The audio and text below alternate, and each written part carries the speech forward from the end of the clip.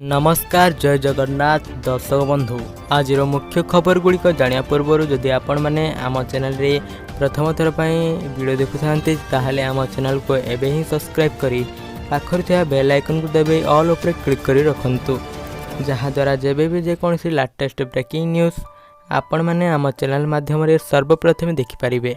तेबे चलतु डेरी न करी खबर उपर नजर पकाइबा। एथर वर्षा भिजिब रज ओडिशा जून 16 जाए बिजुली घड़घड़ी सह प्रबल वर्षा होबार संभावना रही।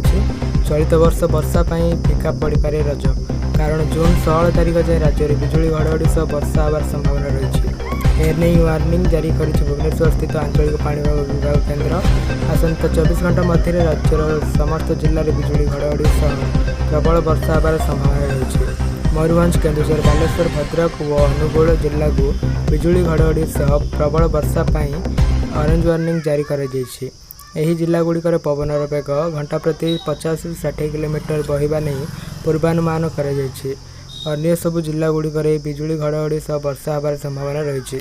जून 10 रु 11 तारिख मध्य मयूरभंज केन्दुझर बालेश्वर भद्रक केन्द्रापड़ा जाजपुर जगतसिंहपुर ढेंकानाल अनुगुल कटक पुरी खोर्धा नयागढ़ गंजाम गजपति कंधमाल बौद्ध कलाहांडी रायगड़ा कोरापुट और मालकानगिरी जिला को बिजुली घड़घड़ी सह वर्षा नहीं येलो वार्निंग जारी कर चलतु जाना परवर्ती खबर। सुना दर जानतु आपण सहर में कौन अच्छी सुना दाम अंतर्जातीय स्तर में सुनार दर वृद्धि पाउथिबारु एहार प्रभाव भारतीय बजार में अनुभूत होउछि। आज सामान्य कमिछि सुना दर।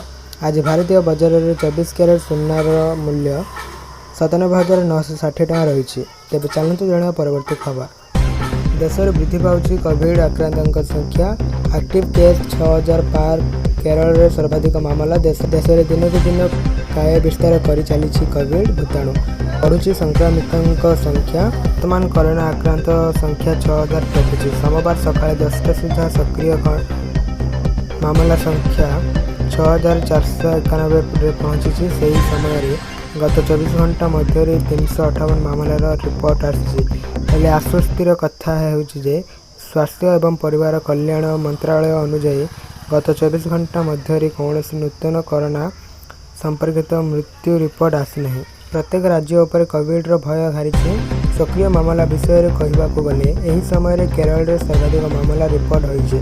स्वास्थ्य एवं परिवार कल्याण मंत्रालय रिपोर्ट अनुसार यही समय केरल में सर्वाधिक मामला रही। एक्टिव केस 1975 पहुंची।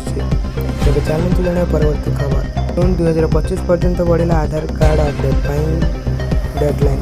आधार कार्ड एक बड़ जरूरी दस्तावेज प्रति काम यह दरकार से सरकारी हो कि बेसरकारी हो। आधार बिना कौन से काम होगा मुश्किल। आधार अपडेट करनथिले अनेक गुरुत्वपूर्ण काम होगा नहीं। बारंबार अपडेट करने को तारीख भी आसी हेले एबे शेष तारीख आसी जाइए।